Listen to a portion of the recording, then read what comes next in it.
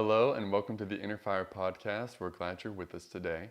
In this episode, we sat down with Brandi Binkley, who some of you may remember from episode 6 of the podcast, to talk about health. We discussed why health is a spiritual issue, some of the inconsistencies that we see in the church's approach to food and drink, and some practical advice on how you can glorify God in your body. We hope it's a blessing to you.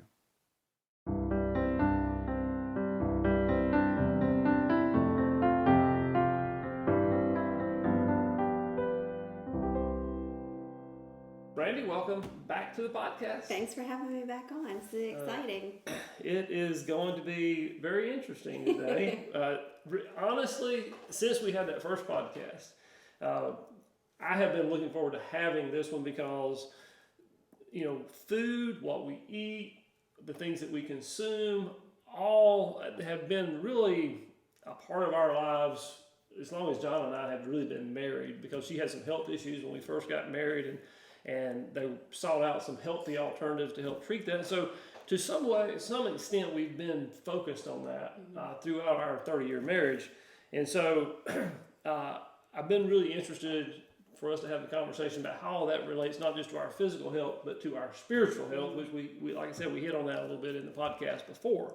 And I guess I should say going into this, I don't have all the answers.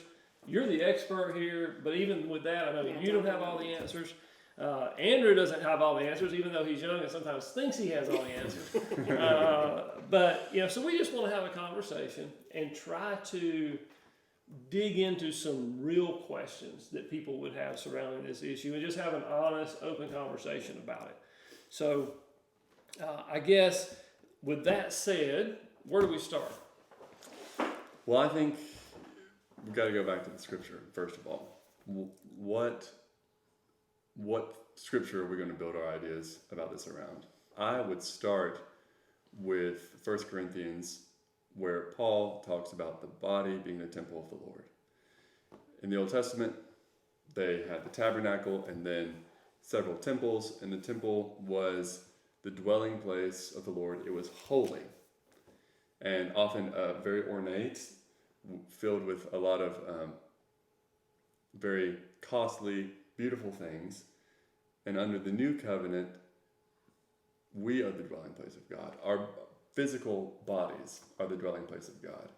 Therefore, I think that what we put into our body through our senses is very important, just as the materials that they used, going back as far as the tabernacle, were clearly very important. So how do things come in? Things come in through the eyes, through the ears, through the nose, through the skin. And a lot of the times, the things that come in through the eyes and through the ears, we don't have difficulty seeing the spiritual implications of those. But things that come in through the mouth, less so. So I want to dig into that. Okay. So what we're really saying is, I guess the first thing we need to establish is, does this conversation even matter, right? And I know you have some definite opinions on this, but we do believe that the body is the temple of the Holy Spirit. The Spirit of God lives in us. We are charged to care for our body because it is the temple of the Holy Spirit.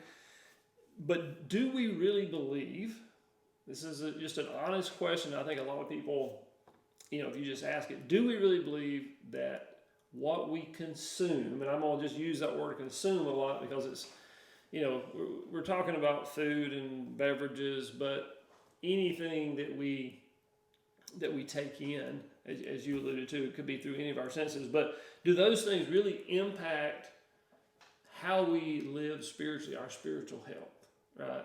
So maybe you can start there, Brandi.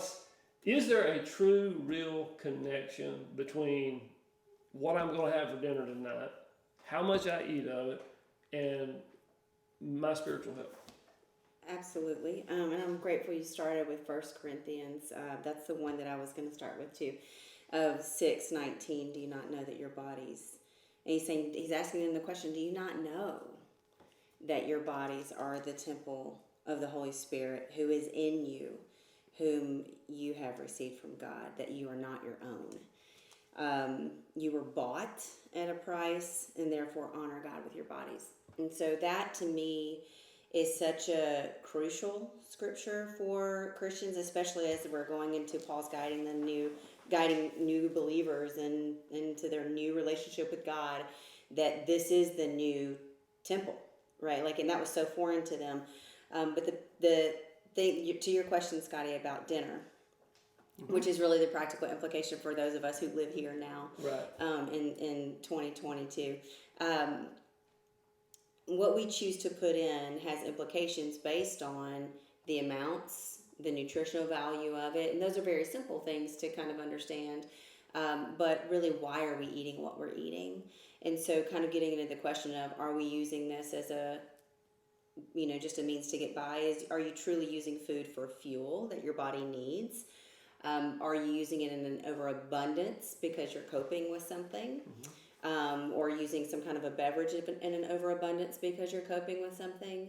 And instead of using it for fuel, oftentimes, and even in the church, and we discussed earlier, is the most common place where people overindulge, because it's almost like the safe thing to overindulge on, where you're not going to be openly judged on it.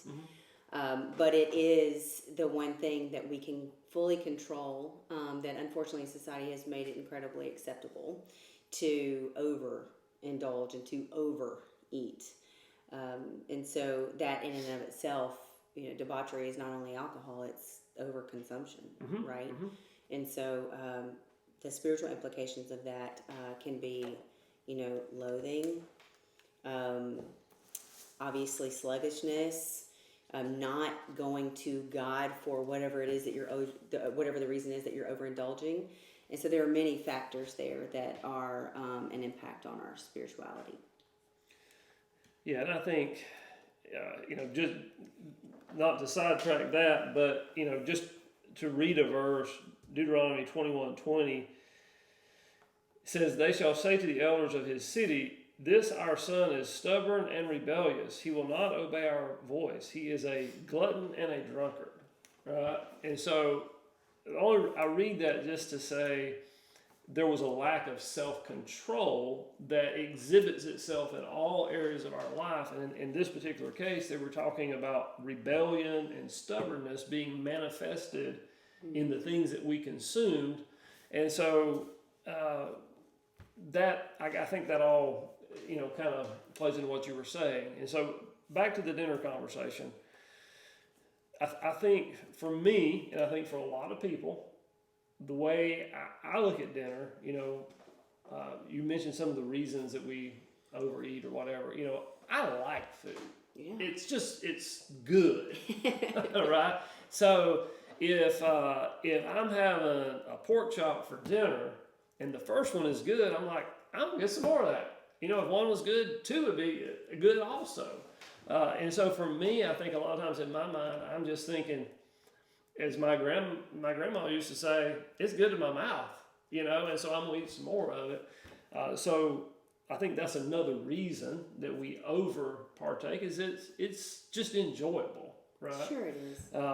But that can and does have an impact on how I feel, what my energy levels are. Long term, it can have a lot of other effects. And I think what we're trying to do here is tie those kind of things to how we live out our faith, right? Does it make a difference? If I have, and I know this sounds crazy, but I'm just trying to ask kind of the hard questions here. Okay, if I have one pork chop tonight or two pork chops tonight for dinner, am I going to live differently tomorrow? And I think that's the point where I think that's part of where we get into trouble, right? We can have the big potluck at church. We can come home, take a Sunday afternoon nap, and go on about our business. And at least in our mind, it doesn't really impact me, especially spiritually. But does it? Well, I would say yes. I would say yes to that. The question is, what are you running to? What are you running to? When you just said that about the second pork chop, what I thought about was the example of Christ and how he, during his time with the disciples, teaching them, training them, mentoring them, pouring his Spirit on them, he always taught them to take just what they needed. Not all that they wanted, but just what they needed, because he himself and God were their sustainment, right? That we have this thing inside of us, which I think is Satan's great deception, especially when it comes to food, that it's okay to have a little more. It's just a pork chop. And in some situations, for some people, that may be okay. But for some people, that may be their crutch instead of God himself. Like, instead of leaning on God, instead of running to him, we cope with food. And then there's the chemical, the actual science part of what happens to your body, the compound effect of the extra pork chop over time. Most Americans will gain on average, 10 to 20 pounds a year. Few will lose 10 pounds a year. And so that in and of itself is a reason to kind of take a step back and go, okay, if my weight's higher, I'm not as mobile, I don't feel as good, I don't have as good mental clarity. The science behind the lack of mental clarity in people who are morbidly obese is pretty astounding, that they just don't have the cognitive ability to keep up with people who are not obese. It's just not possible, because their body's trying to do too many other things to take care of itself. So that is also a reason for people of faith, especially, to be able to monitor what's going on, because we need to be fit for the race. And it's not necessarily just about at our jobs or what are our families, but it's, can you sustain the long night? If you've overindulged at dinner and your child comes home from a high school football game and they've got problems, but you're too tired because you've done stuffed the tank too full, you have nothing left. Is what I'm getting at. And I know that's kind of a very practical, basic example. And most people will find it somewhere within them to get it together to feel good. But over time, that compound effect is really, really impactful on their bodies, and obviously on their spirituality. Well, we can't, here's the thing that we can't separate, right? We are physical beings. We are spiritual beings trapped in this physical body. There's no way to separate the two until we're dead, right? That's the only thing that separates them. And so what's happening in the physical, there's no way that it doesn't impact what's happening in the spiritual. What gets manifested in the physical often is a reflection of what's going on in the spiritual, or the lack of something going on in the spiritual. And so, we could go further than that, but I think the point we want to make is that the two are definitely tied together. I mean, if I'm sleepy because I ate too much pecan pie, I'm probably not going to read my Bible, right? I'm just going to go to bed, right? Or I'm not going to pray. And so I don't think it's like we eat the extra pork chop and the next day we wake up and go do some horrendous sin. That's right, yeah. Right? It's the subtle things. Well, and I think that's why it's Satan's great deception, because it's the creep. It's the small things over time that add up to big pieces in our life that distract us from God's best for us. I've tried to get myself into a habit of thinking about food or consumption or whatever it is, with regard to, is this God's best for me? And does it equal long-term God's best for me?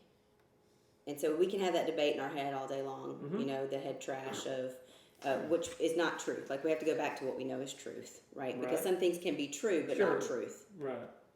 And so is it truth that I need to eat the extra portion, or I need to not move my body? Because that's another huge piece of it. It's not just food, but moving our physical body, like you said. Is it truth that Christ died for me to be gluttonous? I mean, at the end of the day, we have to kind of, for me, that's been helpful to go, okay, this is my gauge here for the spiritual impact meter, if you will, of, does this make me better? Does this make me does this bring me closer to God? Does it take me farther away from Him? And am I a better or worse witness because of it? Yeah, I think, Andrew, feel free to jump in here at any time. He's processing. I can see the wheels turning. He's got the wheels turning over there. I think that, what you just said kind of speaks to the fact that God has given us everything that we have to steward, right? And we can talk about a lot of things to steward, but we don't often hear it talked about that our health, our physical well-being, He's also given us to steward. Why? Not for our own. I mean, we do get benefit out of it. I'll maybe have more to say about that later. But it's so that we can better serve Him, so that we can better impact the kingdom. If our physical body is less than it should be or could be, then we're shortchanging ourselves spiritually if we think that there is an actual connection between the two. Agreed. Well, I think society has kind of sold us Satan's lie. And they've made a lot of money off of it. In the form of six-pack abs, and you've got to be ripped, and all these things. You have to eat only chicken and broccoli all day long, and all these crazy things. And that's not the truth. The truth is moderation, right? But staying honed into what you just said about our physical body feeling good, being able to move, being mobile. Here's the other piece. We're no longer a hindrance to other people when we are healthy. Like, I don't want my husband to have to take care of me and short his life because I didn't do my part. Like, it is our responsibility to not be a burden on others by making good choices for ourselves. And it's a huge issue, I think, in the church, obviously in American culture, where we believe people are responsible to take care of us, or it's their fault. There's no self-responsibility. And so we have to have some self-responsibility in that. Something, unless you want to add to that, Andrew, I want to... Yeah, I'll just jump in and say, I think that not only our embodiedness as a people is kind of waning with the increased abstraction in the world. So what do I mean by that?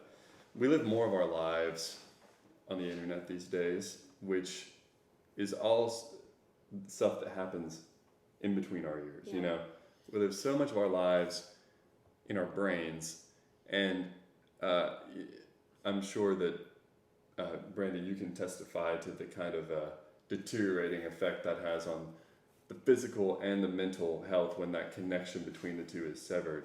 The connection between the abstract mental and the embodied physical.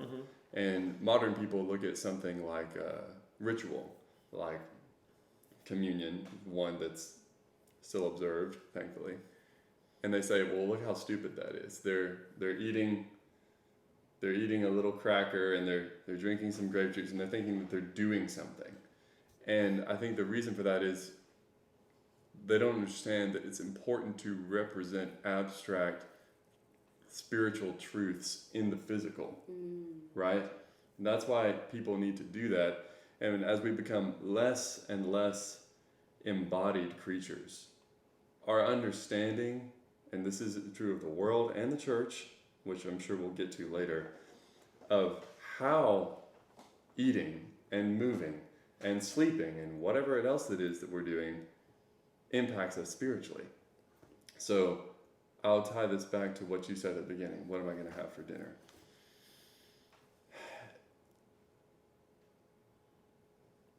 Whatsoever you do all to, whether you eat or drink, do all to the glory of God.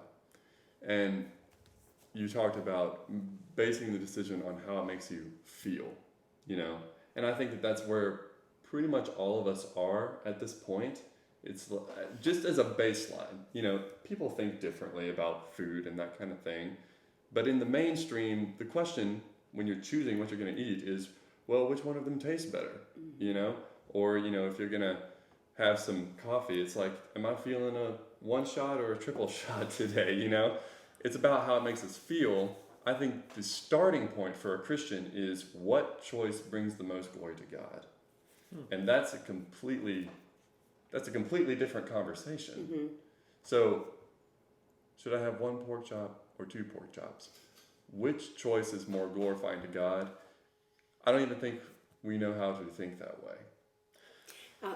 And I think the answer to the 1 or 2, the portion size is different depending on who you are. Mm-hmm.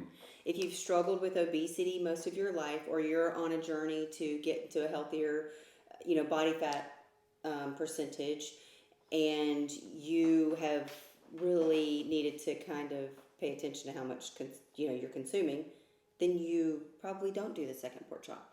If you're running a race with your friend who's just returned from war and you did 20 miles today and you're going to do another 10 tomorrow, you might need the extra pork chop, right? Mm-hmm. Because you are fueling your body for the race. Mm-hmm. We don't think about fueling our body for the race. We think about fueling our feelings for the day. Mm-hmm. Like we're fueling our feelings for the moment. That's it. Instead of what are we fueling for the glory of God or for ourselves? Yeah. And, it's an indictment of the church to say this, but I think it's true. A lot of secular people are more concerned with their health than Christian people. For sure. So then you think, okay, well then, why would that be? Exactly. Why is that? How do they do that? I think people in the church use Christ as, and I hesitate to say it like this, they use their relationship with God or their, the overshadowing of their relationship with God of this is a blanket statement of this, I have everything I need. Mm-hmm. But you also have responsibility as a person of faith. Right. And they're leaving the responsibility at the door. Do you know what I mean? Like they're leaving that aside. I think that's one of the issues, is that they're using the blanket of, I'm covered by grace and God is full of mercy and all these things, and I don't have to worry about that one thing, which is the only thing He trusted you with. Mm-hmm.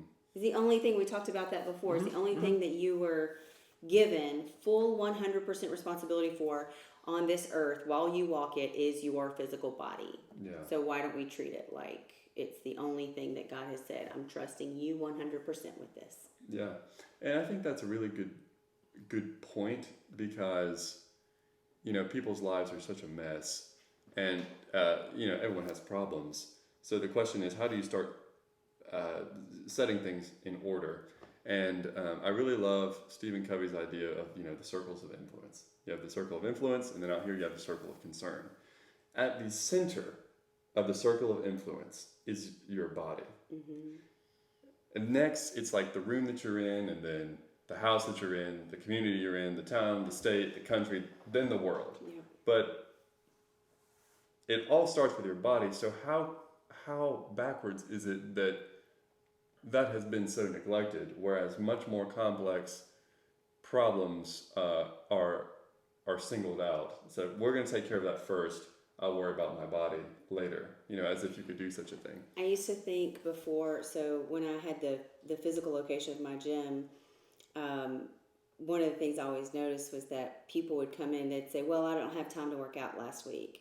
But they had their nails done, they went and got a pedicure, they got a massage, they had done all these extracurricular things. And I'm going, wow, I just named 5 hours that you could have spent working on your physical body, but you chose instead to do these other things, or to sit on Facebook for 30 minutes a day, or whatever it is, when you could have used that time to food prep, or to, to move, to go for a walk. And again, like I said earlier, it doesn't have to be crazy. You don't have to be some crazy CrossFitter. You can just take care of yourself. But we find excuses because it's the hard stuff to do. And also because when you start moving your physical body, you can't squash the spirit. And most Christians are not leaning into the Spirit of God. They're checking the box. They leave God at church on Sunday. And it's exactly what Satan hopes they do, right? Because on Monday, he's in their ear. You can have that extra. You've earned it. You've earned that glass of wine. You have it. You've earned this and that. When really, haven't you earned more so the right as a child of God to live the very best quality of life you can in the body while you have it? Like it goes back to stewardship, what you said, and obedience. Well, we are not our own, right? You read it in that right. verse earlier. We are not our own. Right. We were bought with a price. We were not our own. we haven't earned some right to abuse God's instrument, right? Which is what kind of you're saying that we do. And I mean, you know that we constantly preach, don't check a box. Your faith should come out in every area of your life. And that's why we're having this conversation today, because what we eat and how we take care of our body certainly is an area of our life. And it's an area that too often many of us have failed at or just not understood. The podcast when we did it before, one of the questions I asked then was, how do we right the ship on this? And your answer then was, well, we need to talk about it, right? Because it either doesn't get talked about or it gets joked about and made light about, and we make excuses for ourselves. And we're just at a point where we just need to stop that. Yeah. And we need to understand that if we're not taking care of ourselves from a health standpoint, we are negatively impacting the kingdom of God. I mean, it's just that simple, right? And so that's the first thing we wanted to establish, right? If we don't listen to this, if we don't heed this, are we sure there's a connection? I'm hoping people listen to what everybody's saying here and understanding there is indeed a connection. And so if there is a connection, then we want to kind of take the next step and say, okay, what are some blind spots that we have? I mean, we've kind of skirted around some of them and hit on them, but we want to kind of hit some of them directly. Blind spots of how we do this and why we do this. I know, Brandi, you have something we talked about before we came on camera, that you kind of feel like we're masking some problems, I believe, with how we interact with the things that we consume. So can you speak to that a little bit? Yeah. So just in my years of coaching and owning a training facility and seeing thousands of people come through the doors, most of the time when people were not eating well or taking care of themselves, it had nothing to do with laziness, and it had everything to do with coping, which I observed was really kind of it's a form of self-harm, of self-mutilation, and it's the socially acceptable form of it, right? Because there's a deep subconscious layer, especially for people of faith, spiritually. There is something we're squashing down when we're going, I'm going to use this to make me feel good instead of going to the feet of God, right? Go to the throne of God instead. And so we use food as a coping mechanism, and it's really a form of self-harm, because over time, the extra or the bad choices pull us farther and farther away from what we are called to be and what we're called to do. We become less capable of those things, right? Our mind becomes cloudy, our self-confidence wanes, our ability to do self-reflection goes away, which means our ability to heed the Spirit is harmed. Our energy is cut. For every 5 pounds overweight someone is, they lose a percent of their natural energy that they would have to get through life, to be joyful, to be happy. So the lack of self-confidence then robs our joy, which we're supposed to be indwelt with, right? So that's deeply, deeply spiritual. Well, and I think this is a problem I have with that inside the church, and this is one of those things I would say, you people that are listening really need to think about this. So if there was someone that I knew at church and I knew they were doing something to harm themselves, maybe what we might say a conventional self-harm kind of a thing, we would intervene in that. Sure, we would. Right? We would come alongside those people and say, I see something's going on here. How can I help? How can I support? Who can I connect you with so that you can get some help? I walk into church every Sunday and I see people that are doing harm to themselves by how they are taking care of their bodies, right? Or maybe I should better say how they're not taking care of their bodies. Yet, I don't say anything to them. And quite honestly, probably if I did, they would get offended, Yeah. right? So one of the big things that I have just in general in church is we've got to give one another permission to speak into each other's lives. And, it's not that we're trying to condemn or be judgmental. We're trying to be helpful, right? And so, how do we do that? This is a very hard question. How do we help somebody see that there's a problem and then encourage them in such a way that they can actually begin to cope with whatever those underlying issues are that are causing them to mask it with food or whatever it might be? I think that's a very complicated question.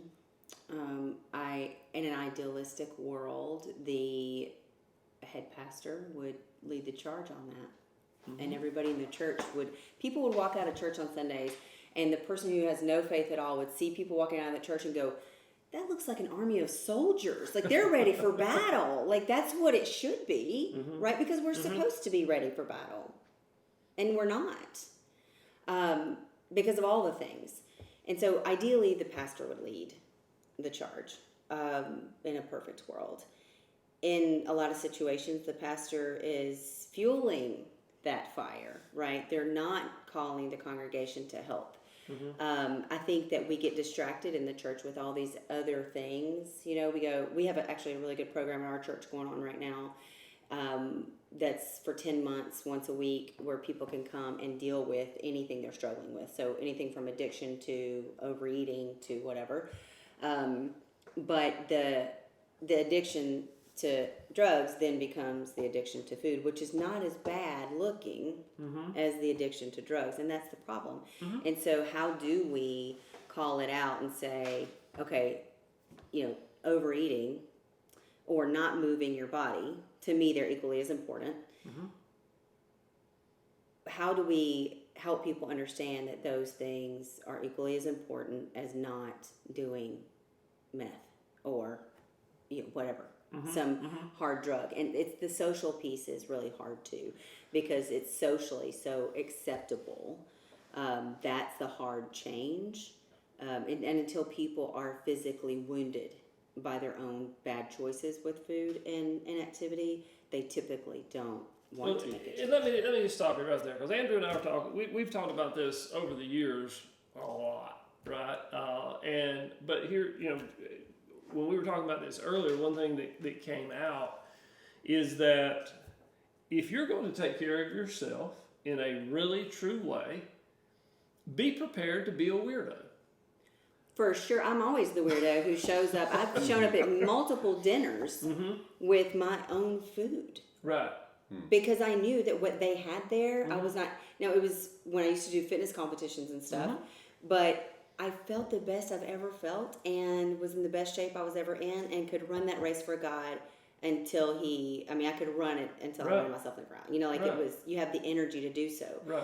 I was telling someone yesterday that I was advising on food, and he said to me, what do I do when I go to places and there's no options for me there? And I said, eat before you go or take your own. You will be the weirdo. But the weirdos are getting stuff done in life. Well, let me just say this. Now, I know everybody doesn't have this conviction, and I'm not trying to put this conviction on everybody.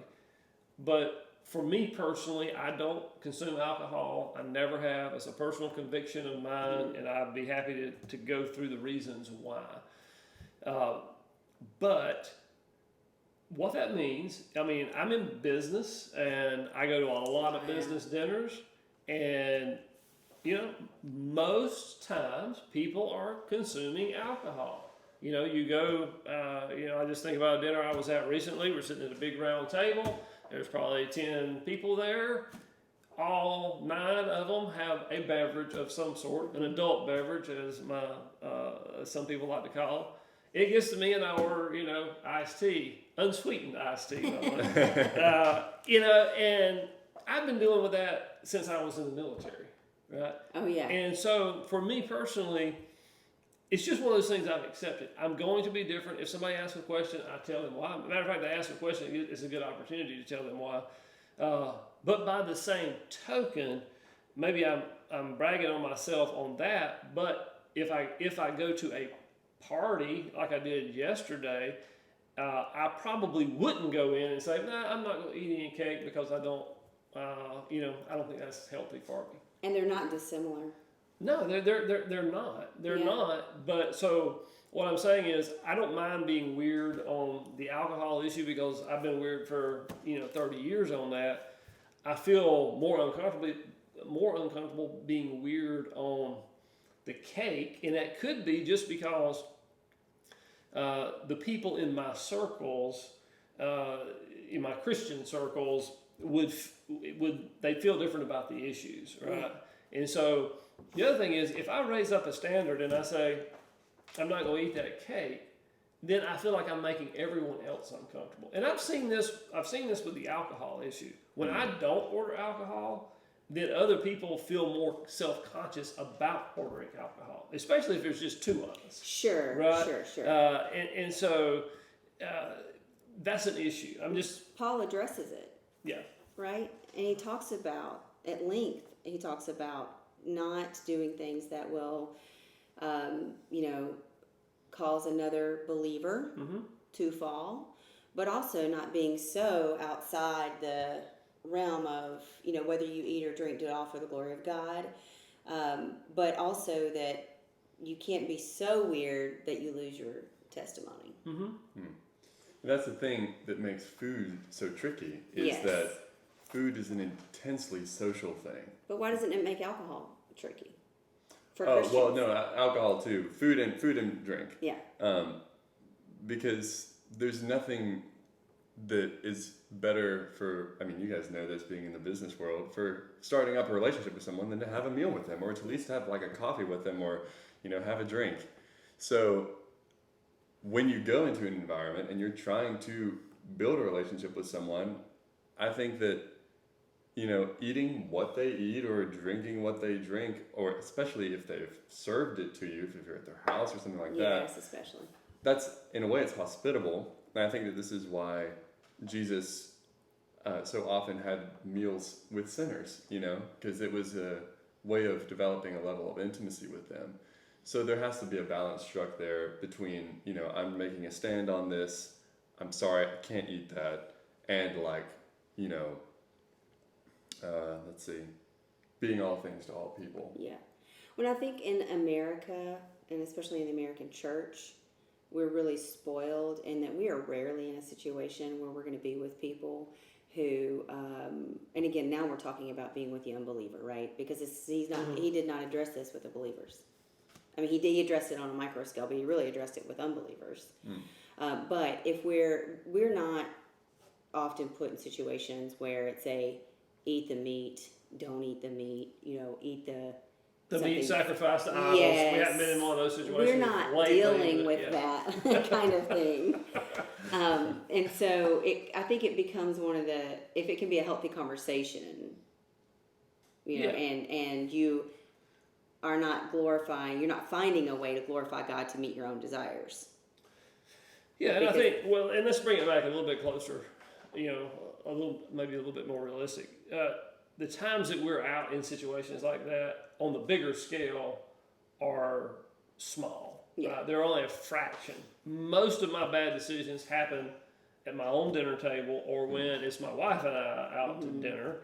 And so, I can't necessarily blame, I don't want to be weird on it. We could be hospitable and partake if somebody puts something in front of us and we're hospitable or whatever. We can do that and still be true 95% of the time to what we should be doing to steward ourselves, because our bodies are very capable of, in moderation, processing things, right? It's that day-to-day routine that gets us so in trouble. That's the word, routine and habit. So, and I think anybody who's listening, everybody's going to have different habits. Everybody. And they're going to have different reasons why they have those habits. And I think by and large, a lot of people, to get back to what you're asking about, how do we get the church on board with saying, hey, we need to take a deeper look at this with regard to our health, is that I think some people are very unintentionally doing it. I doubt that most Christians are going, I'm going to eat as much as I can just to be a glutton today. Mhm. Like that's my mission, you know. For sure. But it's the lack of understanding and knowledge of how their bodies work, but also scripturally what God says about their bodies. And so if it's micro changes for lots of people. I by and large I would say that most people don't eat the second pork chop because they want to be, I don't want to call it sinful, but they don't want to because they're trying not to glorify God with their bodies. Right. I think oftentimes it's habits and it's misinformation, it's social acceptability, and it's absolutely a form of self-harm. Those things combined make it really hard. I think about the single parent who is just trying to make life happen, and they're running to baseball practice and softball practice and picking up kids and dropping off kids and trying to get lunches for the next day, and they're going, oh, there's a Little Caesars on the way home. This is easy and fast, and I've got to feed my family. Their heart is in the right place, right? And it's not feasible for a lot of people to do this 180 shift overnight, but it is absolutely possible for us all to go to God and say, what would you have me change? What is it, for you, it's not going to be alcohol because it's not something you have journeyed through, right? For you, it might be something else, but we all have things that we can go, okay, God, where in my life of consumption am I at risk for deviating away from completely glorifying you with what my choices are? Like, where are we at risk? What is it that I'm starting to run to instead of you? And what are the small changes? Maybe it's giving up Coke for some people. Maybe it's giving up too much bread at night for some people. I think the small changes really matter because that's where the small acts of obedience, God, because it's not about God not being willing or not being able to help us through that. He's totally able. It's about us being obedient. And then he makes the big changes through those tiny steps of obedience, right? And then before you know it, as a person of faith, if we're making those tiny steps, maybe it's one tiny step a month. Maybe it's I'm going to drink 32 ounces of water every day for a week. And then I'm going to try something else next week. So I think it's us going to God and saying, where would you have me start? Because we all have something we can change. Well, I think too, we from a discipline and habit standpoint, we've lost in the church the whole idea of spiritual disciplines, right? And that's good. If you think about food and exercise as a discipline, right? I'm going to eat this much. That's all I need. That's the calories I need to get me through the day, and I'm going to stop there. And everything that I eat doesn't have to be because it tastes good, right?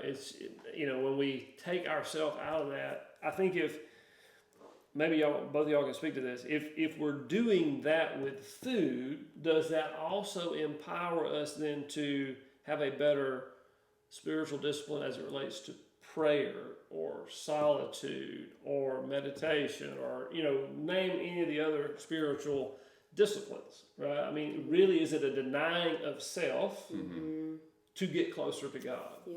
Right. I think it is. And I think that in a way, abstaining from food, if we go back to what I said earlier about, the senses, is very much similar to, like closing your eyes, no sensory input through the eyes, or having a time of silence, no sensory input into the ears. I think that they're very much the same in that way. So when you create that kind of that free space of like, I'm not going to get whatever it is I'm after there, and then you force yourself to go to God, which is the ultimate solution to all of this in my mind. Yeah, that's good. That's good.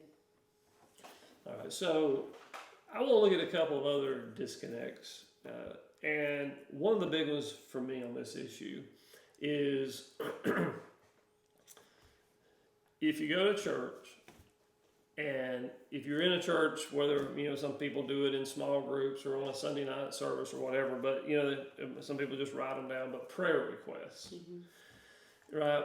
Pray for me because of this. Pray for, Aunt Susie because of that.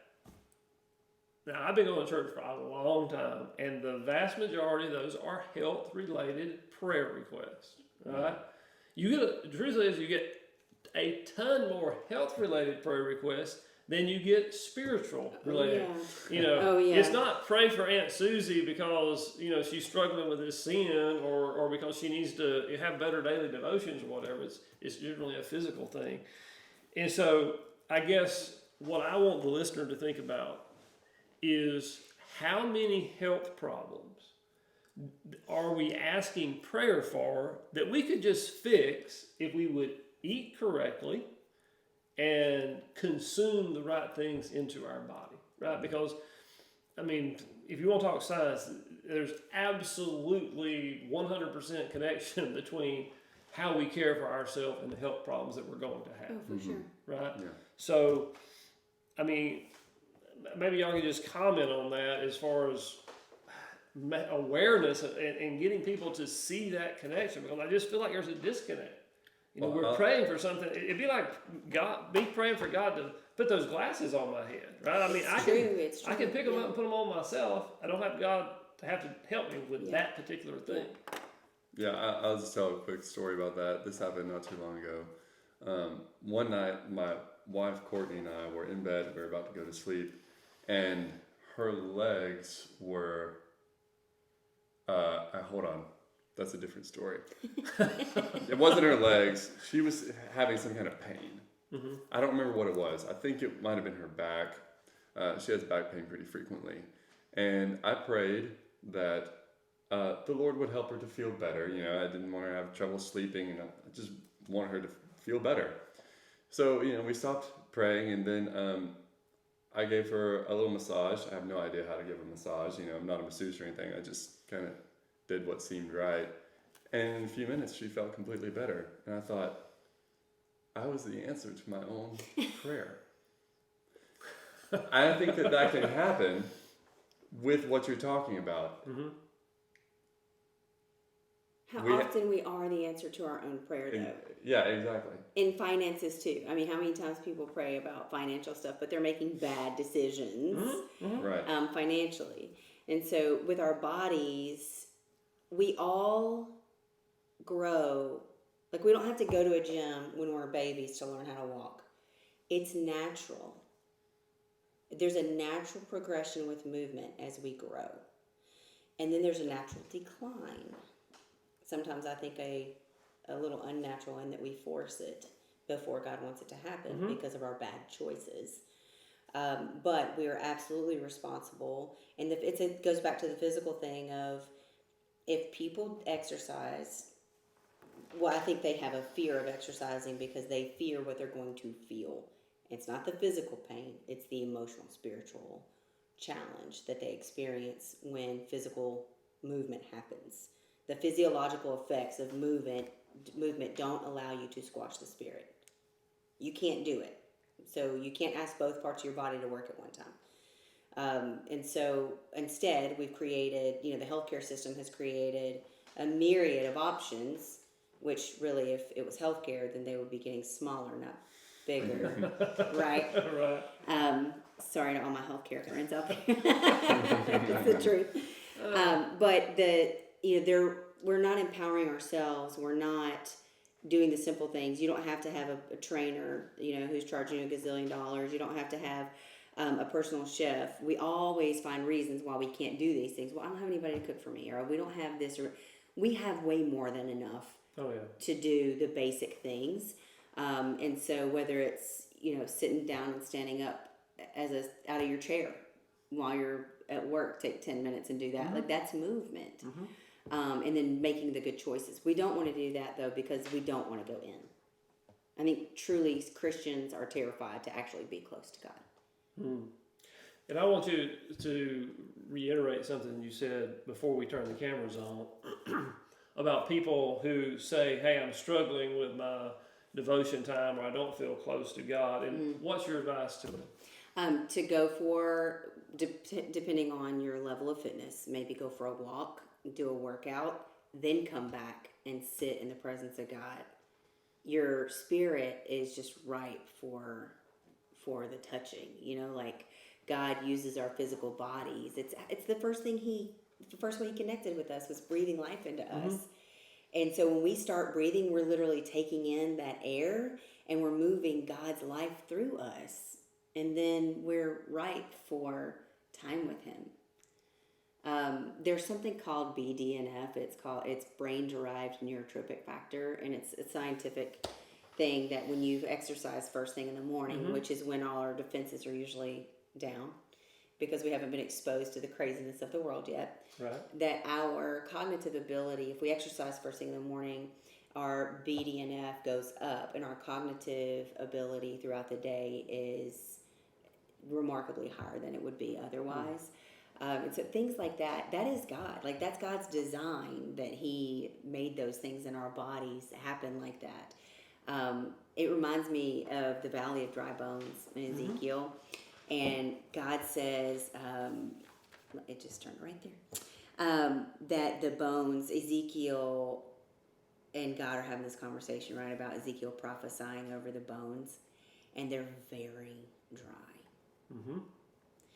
And a little ahead, it says that the people are saying that they are cut off, their bones are dried up, and their hope is gone. God decides to breathe life back into them, one tendon at a time.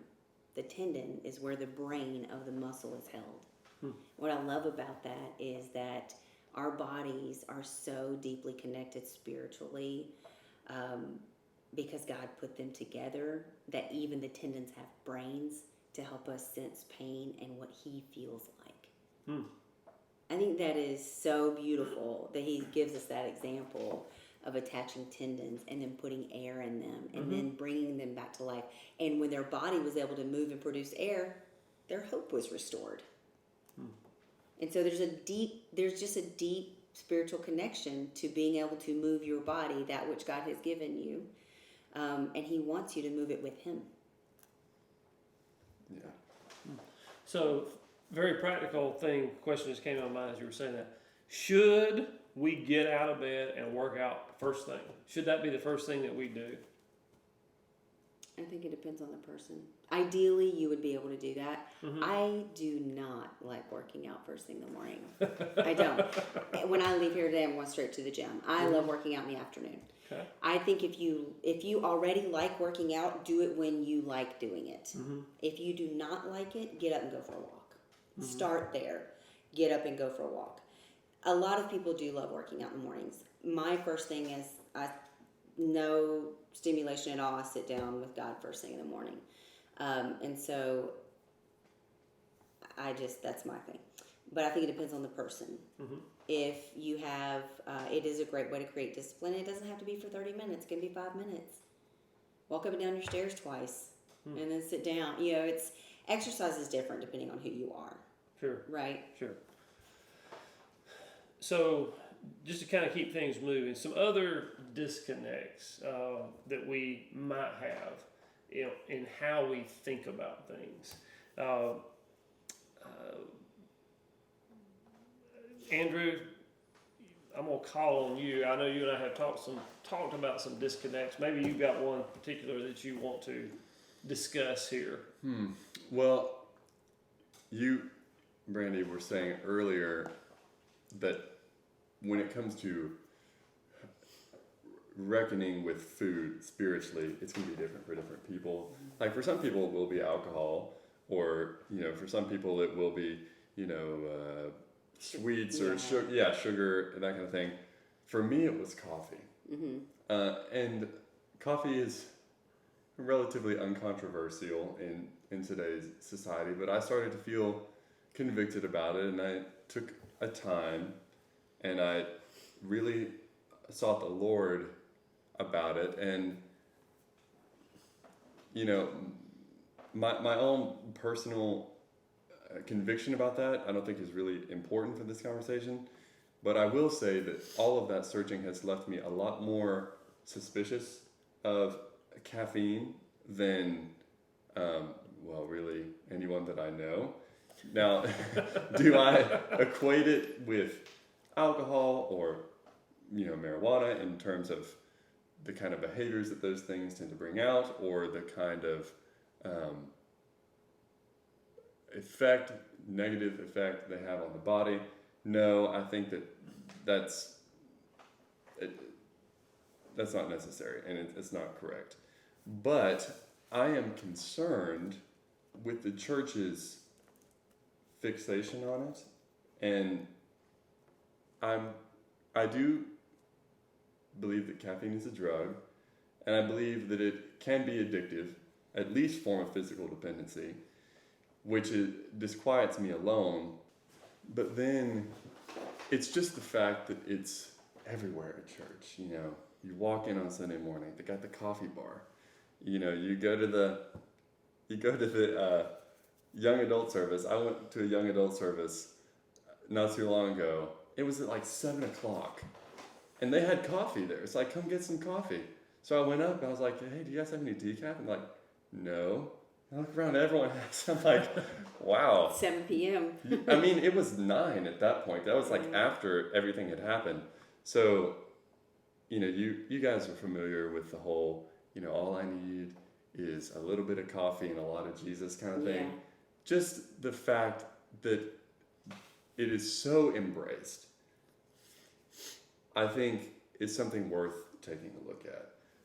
I think that could be a little bit of a blind spot, particularly given how intolerant we can be on other substances such as alcohol and weed and anything else. So let me interrupt you here a little bit. I want to broaden the conversation just a little bit, okay? Because what you're talking about is taking a drug, in this caffeine in this particular instance, in the form of coffee or tea, into our body, and how it alters us in some form or fashion.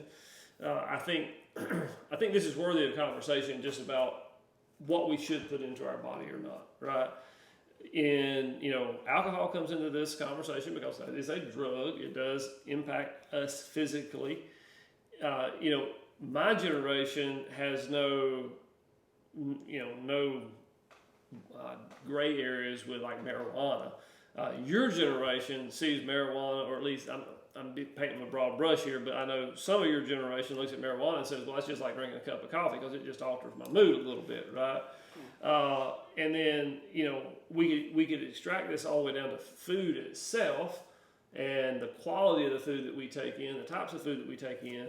And so I guess just in general, I don't want to water down your caffeine example, but, caffeine, alcohol, marijuana, any other drugs, NyQuil. I mean, there are things that we take into our body on a regular basis for certain reasons. I think, should we be doing that? And the addiction part of that is certainly comes into play there, because a lot of us, including myself, if I didn't drink coffee the rest of the day and tomorrow I'd have a headache, right? So you could say that I'm addicted to it. A lot of people would say that if they don't have a cocktail at night, then they can't sleep, right? And so there are a lot of different things like that. All those things, how do those kind of things play into this conversation? And is there a disconnect? Have we labeled certain things bad when other things are equally as bad, and we're just not calling it out? Well, scientifically, on the brain, coffee is not as bad as marijuana or alcohol. It's got lots of positive side effects, a lot more positive than negative, depending on who you are with regard to medication and things like that. I do understand and agree with you in some respect of what are we truly embracing as the church, but the hard part there is the church is probably trying to pull in non-believers. And if you say to a group of non-believers, coffee is going to pull you away from your relationship with God, and you're like, well, good thing I don't have one of those. Then I don't have to quit drinking my coffee. Right? That's and so we have to think about who we're serving. But then we also, like, I have deep respect for you leaning into your conviction on that, because that's the point of it all. Of all of it, is that we lean into our convictions that God has laid on our hearts. There's a reason He laid that conviction on your heart, and your only job is to be obedient. Not necessarily make it someone else's conviction. Sure. Right? Sure. In the same respect, it's wonderful to learn so that you know and you're armed with enough information of that on which you speak. Right? It doesn't, I'm not clear, I don't remember the scripture, but basically that not everything that's permissible is good. All things are lawful for me, but not all things are helpful. Thank you. Which was actually the verse that prompted that I built my entire period of searching around. Yeah. And I think that's what it comes down to, like you're talking about with how do we get this message throughout the church so that people are healthier. It all comes down to people avoiding a relationship with the living, breathing God. And if He's sending the message, He sent the message to your heart about caffeine. You knew that you were convicted about it. You did something about it. I was convicted about alcohol a while back. Did something about it. Like, we're called to do something about it in a way that is in line with obedience and walking that walk which God has called us to walk. And there's probably a reason at some point in the future that you're going to find out why He convicted your heart about caffeine. And there's a reason He has put it in my heart about alcohol or whatever. There's a reason He's put it in your heart about pork chops. Sugar and pork chops. Pork chops. Let me see what this pork chop deal is. I see how that conviction jacket you got on is working. Conviction jacket. But I think it's important that I had 2 Corinthians 7:1 here.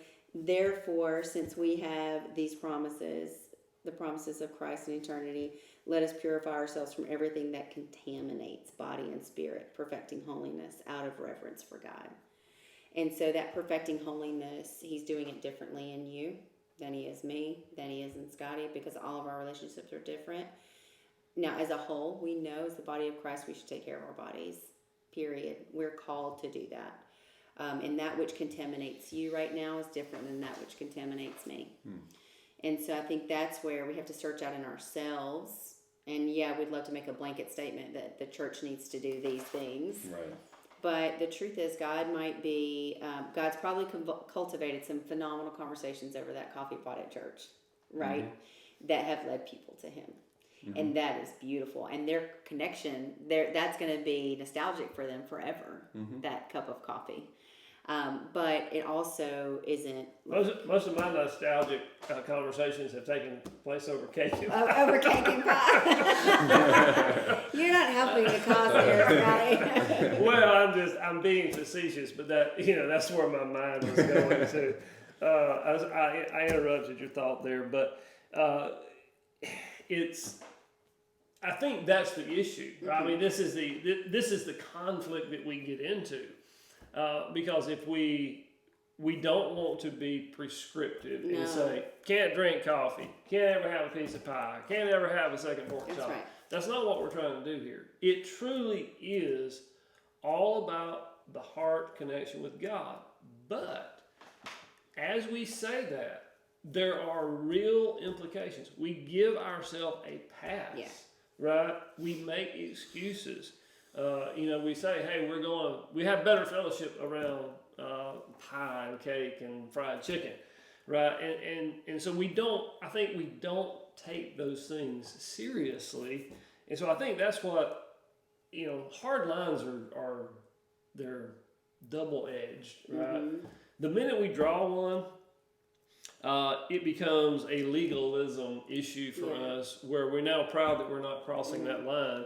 The minute we don't draw the line, we don't have a boundary, and we wind up getting into places that we really would be better not getting into. So that's the line that we walk, and it really is about a heart issue. But each individual person is going to have to take it seriously and really seek God and say, okay, on this matter of consuming, what do I need to do differently? Yep. Yep. And it's all the senses. I mean, we're talking mostly about food today, but it's all the senses. Yeah. What we're consuming in our eyes, right? Like what that sure. which goes in does Mm-hmm. become a part of us, and is very dangerous. That which we hear, but those things also do correlate with that which we eat, because when we're seeing consumption, it becomes appetizing to us. Absolutely. Wow. When we yeah. hear, I watch a people football having- game and they got yeah. all these pizza commercials, and Yes. I'm like, I want a pizza, yes, of course, right? And I don't need it, but if we watch it, yep. we want it, right? I think something you said, because we've talked about a lot about how church is always surrounded with food and there's always lots of it. If we at church, think about the last potluck or dinner, only ate what we needed, how much would be left over to then go serve to the community? And that's what Christ has called us to do. Right. Is to give that, only take enough for what you need and you leave the rest for others to have. That's something that I've been convicted about, for sure, with regard to all things, whether it's clothes, money, food, whatever. That consumption really does become the enemy's kind of like carrot to distract us from what God really wants us to do with all this overabundance that we have. Yeah. Yeah, this whole conversation I've been thinking about the Garden of Eden, and it's a great picture of abundance.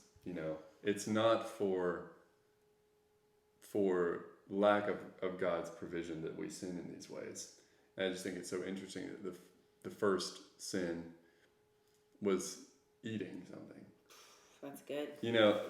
People argue about what the first sin really was. Did Eve sin first? Did Adam sin first?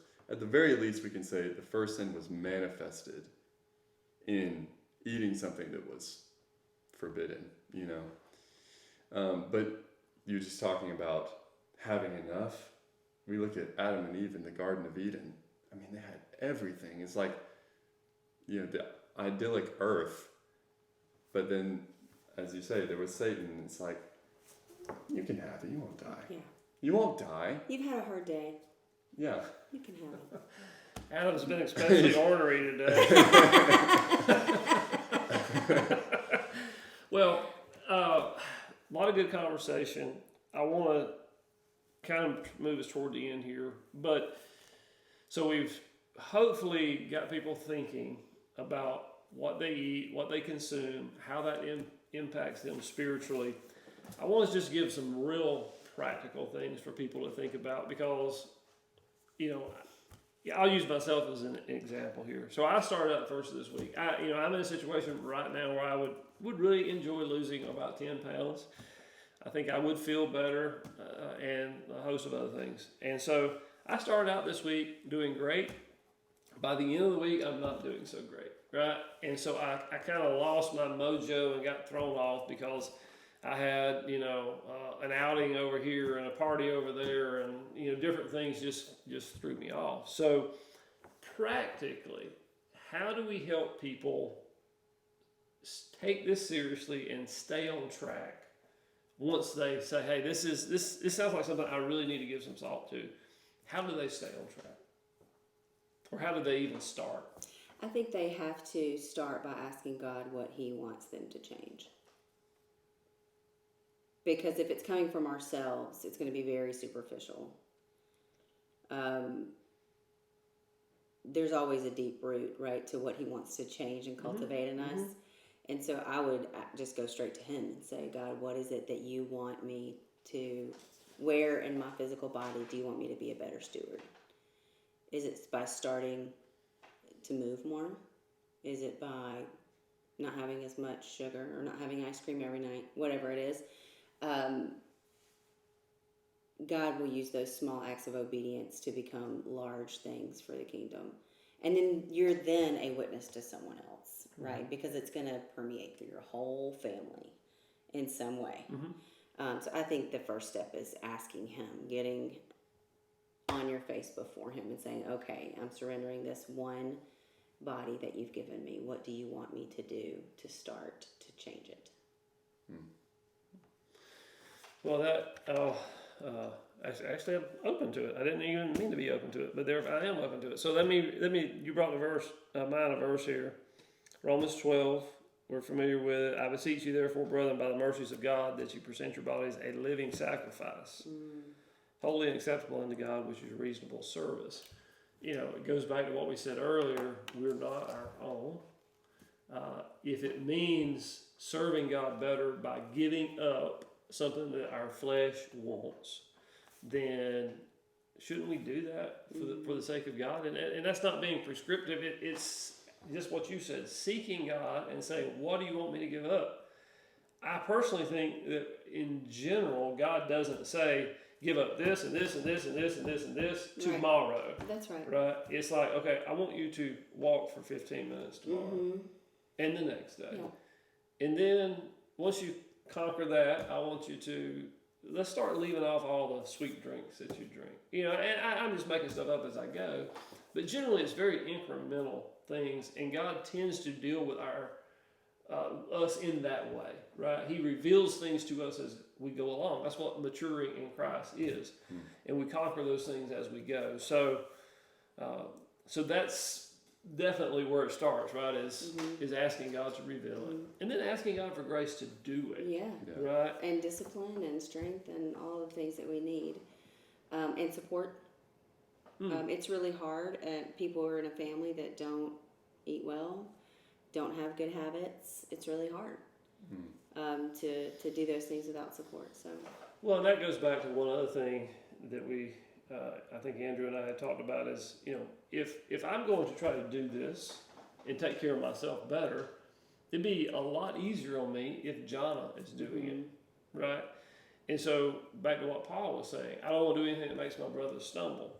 So if my wife says, hey, I really feel that I need to take better care of myself for spiritual reasons, then should I not join in with her to prevent her from stumbling in that way? Me sitting down and eating anything I want in front of her when she's trying to avoid that is just not very... it's just poor leadership as a husband, Scotty. It definitely is, and it's just inconsiderate, and it is putting a stumbling block in front of, in this case, my wife.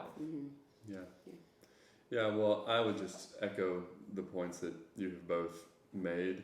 Really, the beginning for me with all of this was just recognizing it as a spiritual issue. When I got to the point when I wanted to eat something, but I believed in my heart, if I eat this, I think that may be offensive to God. That was the motivation that I needed. It wasn't like, well, I'll lose weight, I'll look good, kind of thing. Like, it took something more dire. I've always said that things that live by vanity die by vanity. I think you need a deep reason to do these things. And the other thing is accountability, which is what we're talking about with the support. I mean, accountability has completely changed my life. A lot of people are critical of it, and they have their reasons, but when it's done right, it can produce things that people just can't produce on their own. It changes people's lives. I mean, the whole career has been coaching and accountability, and it changes people's lives when they have to show up and they know that they have to answer for the choices they've made. They do a better job. Yeah, and this is what we've missed in the church. I know. This is it. I mean, we should be doing more. I don't love the words weight loss challenge, but we should be doing more health stuff at church instead of, like, we should replace every potluck with a 5K. Well, but it's the only problem is nobody would show up. Accountability, right? It's accountability. Yeah. We won't allow others to hold us accountable. We won't, reciprocate that back to other people. I mean, what y'all have just said is that we need one another to be successful. We can't do this on our own. The church is the church for a reason, right? But we're not functioning in that way. So let's try to operate on a deeper, different level that supports one another in these things. It would be my message to the church. Yeah, and there has to be a level of trust, obviously, for the accountability to be successful. I will also say I've been in accountability situations that I regret to this day because the relationship wasn't strong enough. So that developing that trust is going to bleed into all kinds of other areas of life. I also think that something that I see missing is a trust from the pulpit to the pew. Mm-hmm. We were talking earlier about not drawing hard lines in the sand, but encouraging people to seek the Spirit for themselves. And I was thinking, well, why do we do that? Why do we draw the hard lines? Why do, pastors get up in a pulpit and say, alcohol is an absolute no-go, don't touch it kind of thing, when, the Bible is not nearly that dogmatic about it. I think pastors don't trust their congregations with the Holy Spirit. Oof. I don't think that they say, if I hand the reins over to you to seek the Spirit for this yourself, that you're going to do it. So I also see that They're as... also less easy to manipulate. Right. Well, then they're not under your control. Yeah. They're under someone else's. That's right. And also, it's just the intellectually lazy route, Then you don't have to think through all of these things if you just have, your one easy answer for everything. That's good. Well, we've covered a lot of territory. There's a lot of other territory we could cover, but I think it's been good. Hopefully we have just challenged people to think a little differently about the issue, and hopefully our goal is always to inspire people to go out and do something to improve yourself, so that you can be a better person spiritually. Some people, as you said, it's vanity is what drives some people. Being healthy is not about self-glorification. It should be, back to that whole stewardship issue, we steward our health so that we can be better representatives of Christ, better ambassadors for Christ. So I guess we didn't even talk about the mental health correlation with physical health, which is spiritual too. Right. And how when you're physically healthy, your mental clarity and your like we did touch a little bit on like your level of self-confidence and stuff, but how the enemy definitely uses your broken down body to just keep you down and keep that countenance low. It's really dangerous. Absolutely. I mean, for someone who lives with a wife who has struggled with depression, that's not a secret. I'm not telling something that she wouldn't say. I mean, I can definitively say her taking care of her health impacts her emotional health. I mean, there is a direct correlation there. And so we don't need to overlook that. I mean, it's a very important point. And I mean, this day and time, I mean, how much do we need that? And for that, it is what goes in our mouth, but also exercise is a huge part of that. It's the number one treatment for depression. Yeah. It is. Above medicine and everything else, it's the number one treatment for depression. The number one prescribed treatment or the number one effective treatment? The number one effective treatment. Okay, that's what even psychiatrists will say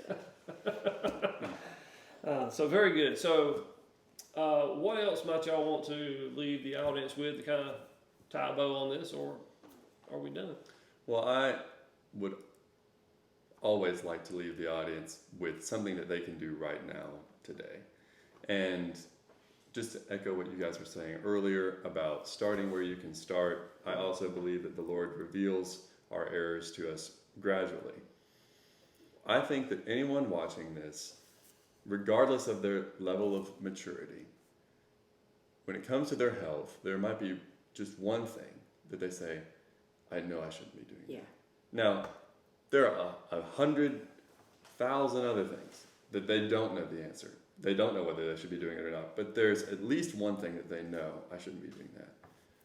Whatever that is, honor that conviction and if you do that faithfully, the Lord will reveal the next step to you. And if you do that for long enough, you'll develop a great moral wisdom. Yeah. Brandi, we'll give you the last word.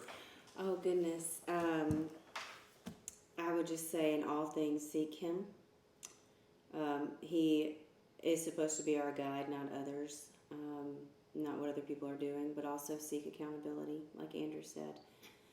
And ask God for that which he wants to reveal to you, and ask him to help you manifest it in your physical body, and to utilize it to bring you closer to him. Amen. Very good. Well, Brandi, thanks again. Thanks for having me. Coming out and sitting down and chatting with us a little bit. You are my foremost expert on I don't know what that says about who you know. No, I know you know your stuff, and you've been doing this a long time, and you also know you're also a Jesus lover and follower, and that's why you're my go-to person, because I know if I separate those two, I may not get advice that's really in line, right? And so I do value that. So again, thanks for coming out, sitting down and talking with us. For you, I pray that you have just had to receive what we say with an open heart and an open mind, and seek God about these issues. And I really, truly believe it could revolutionize your life if you're not already doing this. And not only would it improve your physical well-being, your energy levels, all those kind of things, but it's going to improve your walk with God, and other people are going to see that. So take what we've said to heart and do what Andrew has said, put it into practice. And we just appreciate you joining us today.